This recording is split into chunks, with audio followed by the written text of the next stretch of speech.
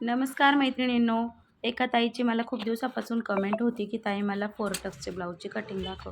तर चला मी आज तुम्हाला फोरटक्स ब्लाऊजची कटिंग दाखवते. तर हा डबल फोल्डिंगचा पेपर घेतला आहे आपण. डबल घडी करून त्यावर आपण बंद बाजू आपल्याकडे ठेवलेली आहे. तर बंद बाजूकडून आपल्याला उंची घ्यायची आहे. तर उंची आहे ब्लाऊजची 15 इंच. तर मी हे ब्लाऊजवर अशा प्रकारे मोजून घेतली पाठीच्या साईडने. तर 15 आपल्याला तयार पाहिजे. तर 15 इंचामध्ये 2 इंच मिळवून आपल्याला 17 इंच घ्यायची. तर 17 इंच बंद बाजूकडून आपण घेतलेली आहे. आणि घडी आपली 40 छाती आहे, त्यामुळे आपल्याला घडी 12 इंचाची घ्यायची आहे. तर ही 12 इंचाची आपण घडी घेणार आहे. अशा प्रकारे 12 इंच खालतून आणि वरतून पण घडी घेऊन टाकायची आपण.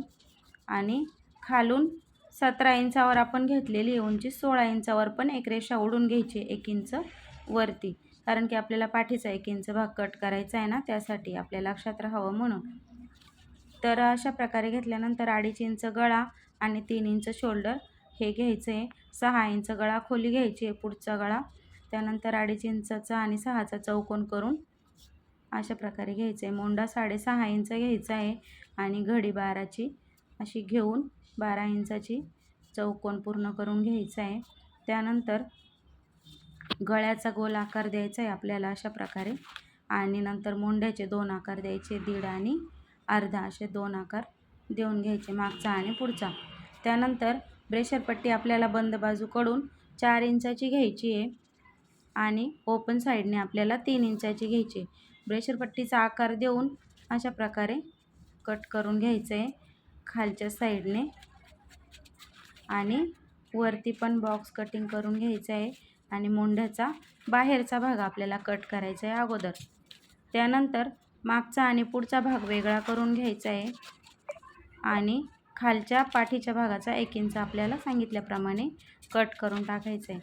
आणि पुढच्या ब्रेशरपट्टीचा पण आकार कट करून घ्यायचा आहे. नंतर पुढच्या गळ्याचा आकार कट करायचा आहे आणि मोंड्याचा आतला भाग. हे अशा प्रकारे आपण मागचा आणि पुढचा भाग काढलेला आहे. तर आडव्या बाजूने 4 घेऊन उभा 3 इंचाचा हा पहिला टक्स आखून घ्यायचा आहे. आणि बाकीचे टक्स असे 1-1 इंचाच्या अंतरावरती अशा प्रकारे आखून घ्यायचे आहे. त्यानंतर मागचा गळा 2.5 इंच घ्यायचं आहे. खोली आपल्या आवडीनुसार घ्यायची आहे. तर अशा प्रकारे आपल्याला ब्रॉड गळा जर घ्यायचा असेल तर खाली 4 इंच घेऊन असा चौकोन करायचा आणि असा ब्रॉड आपल्याला आखून घ्यायचा आहे. नाही आखला तरी चालेल. जर ज्यांना असा उलटपालट करायचा असेल ते करू शकता. मला पायपिंग करायची म्हणून मी कट करून घेतलं आहे. अशा प्रकारे हे 3 पार्ट तयार झाले. आणि बाहीचा हा चौथा पार्ट असतो. तर मी याची बाही ऑलरेडी कट केलेली आहे आणि बाहीचा व्हिडिओ तुम्हाला आधीच टाकलेला आहे. तर कसा वाटला व्हिडिओ कमेंट करा.